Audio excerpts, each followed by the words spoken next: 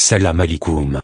Durant l'année 2017, au moins 200 Aragas algériens et marocains ont péri en Méditerranée dans leur tentative de rallier les côtes d'Espagne à bord d'embarcations de fortune, a révélé, hier, l'organisation non gouvernementale Commission espagnole d'aide aux réfugiés, CIR. Le nombre d'arrivées sur les côtes espagnoles parmi les Marocains et les Algériens a triplé durant la même période, selon cette ONG.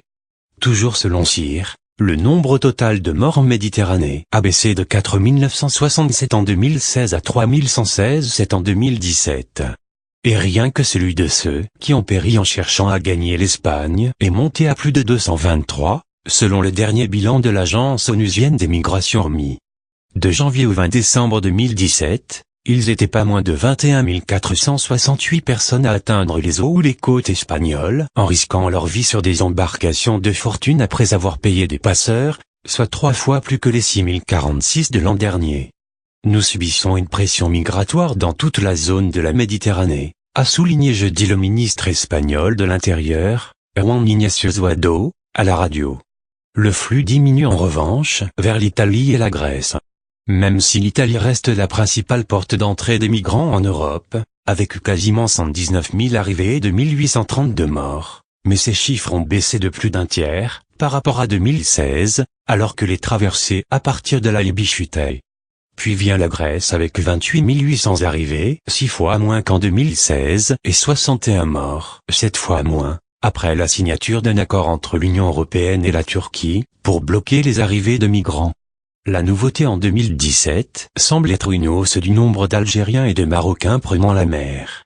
Cette année, il y a eu une augmentation significative des personnes originaires d'Algérie, a expliqué à Carlos Arce de l'Association pour les droits humains en Andalousie, ABDA.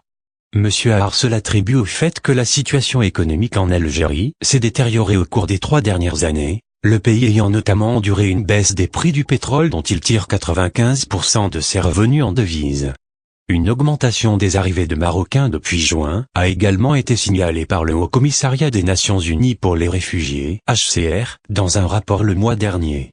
Les Marocains utilisent toutes sortes de méthodes pour gagner l'Espagne, par la mer, tels les jet-skis, planches de surf, bateaux gonflables et embarcations en bois, transportant parfois plus de 60 personnes, a constaté le HCR.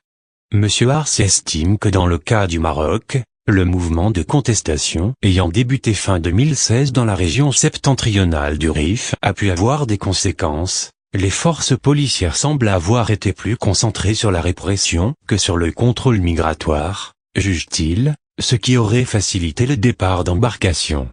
Pour rappel, en novembre dernier, une forte polémique avait éclaté en Espagne quand près de 500 migrants, essentiellement algériens, ont été internés dans une prison, n'ayant encore jamais servi, de la localité andalouse d'Archidona. Selon Alejandro Cortina, directeur de l'association Malaga Accueil, au cours des 2 dernières semaines, des centaines de personnes ont déjà été renvoyées en Algérie, dont plusieurs mineurs. Les autorités avaient fait valoir que les centres d'internement pour étrangers étaient saturés et que cette prison était équipée de douches, chauffage, lits, salles de sport. Que Dieu nous protège contre le diable le lapidé. Salam alikoum mes frères et sœurs et à bientôt avec Azzedine Abed.